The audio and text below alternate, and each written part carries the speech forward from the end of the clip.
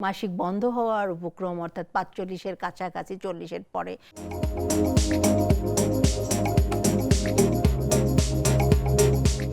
মাসিক ঋতুস্রাবের অনিয়মের ধরনগুলো কেমন, কত প্রকার?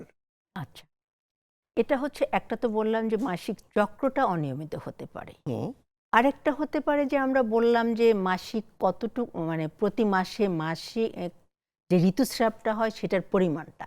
এখন এইখানে যেটা হয়, এটা অনেক বেশিও হতে পারে, আবার কমও হতে পারে। আচ্ছা, তো সেটাও এক ধরনের সমস্যা।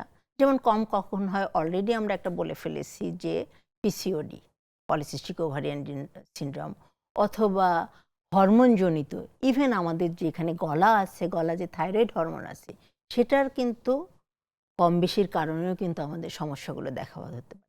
আরও বেশ কিছু হরমোন আছে যে হরমোনগুলো এর জন্য দায়ী। আরেকটা বললাম যে অতিরিক্ত, এটা হচ্ছে যে দেখেন আমার সামনে একটা মডেল আছে, যেটা হচ্ছে যে এখানে আপনি এদিকে ক্যামেরার দিকে ঘোরান। ক্যামেরার দিকে দেখাচ্ছি। তো আমাদের সবচেয়ে কমন সমস্যা যেটা হচ্ছে যে এই জরায়ুর ভিতরে 3টা আস্তরণ, একটা বাইরের, এই লালটা হচ্ছে মাংসপেশি, আমরা বলি মাসল লেয়ার, আর ভেতরে। তো সাধারণত এই লাল যেটা মাংসপেশিতে কিছু টিউমার, ক্যান্সার না, আমরা বলি জরায়ুর টিউমার। সেটা খুব কমন নাম, আমরা অনেকেই কিন্তু জানি, আমরা লেমেনরাও জানি, যেটাকে আমরা বলি ফাইব্রয়েড। বিভিন্ন নাম আছে, আমরা ফাইব্রয়েড বলি। এখানে দেখা যাচ্ছে এই যে, তো এটা একটা আমাদের অনেক কমন সমস্যা।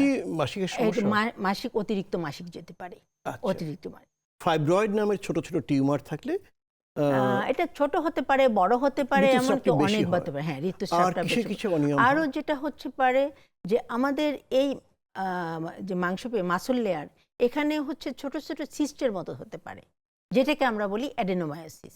আরেকটা দেখেন, আপনারা এখানে দেখতে পাচ্ছেন এইটা, অর্থাৎ এই যে আমাদের এন্ডোমেট্রিয়াম,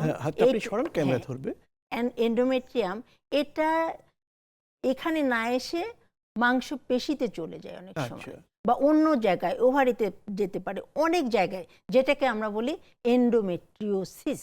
অর্থাৎ এন্ডোমেট্রিয়াল লেয়ারটা অন্য জায়গায়, নিজের জায়গায় নিয়ে থেকে অন্য জায়গায় চলে গিয়েছে। এতেও বেশ রক্তক্ষরণ হয়, ব্যথা হয়। তো এটা হতে পারে। আরও কিছু যে আমরা বললাম যে হরমোনজনিত কারণে হতে পারে, সেটা হতে পারে। তো কমন যেগুলো আমাদের হচ্ছে, সেটা হচ্ছে অ্যাডেনোমায়োসিস, ফাইব্রয়েড, এবং আরও কিছু হরমোনজনিত থাইরয়েড। আর অনেক সময় আমরা সব কিছু মানে পরীক্ষা নিরীক্ষা করে আমরা তখন তেমন কারণ খুঁজে পাই না, বিশেষ করে যদি আমাদের বয়সটা হয় যে পেরিমেনোপজ বলি আমরা, অর্থাৎ মাসিক বন্ধ হওয়ার উপক্রম, অর্থাৎ ৪৫-এর কাছাকাছি, ৪০-এর পরে। তখন হরমোনজনিত কারণে, হরমোনের তারতম্যের কারণে আমরা সেটাকে বলি AUB, অ্যাবনর্মাল ইউট্রাইন ব্লিডিং, অথবা DUB, ডিসফাংশনাল ইউট্রাইন ব্লিডিং। অর্থাৎ আমরা কোনো কারণ খুঁজে পাচ্ছি না, কিন্তু আমাদের মানে অতিরিক্ত রক্তস্রাব হচ্ছে। এবং অন্যান্য কারণেও হতে পারে, লিভারের কারণে, সেটা আলাদা, কিন্তু মূলত এগুলো আমাদের ইম্পর্টেন্ট।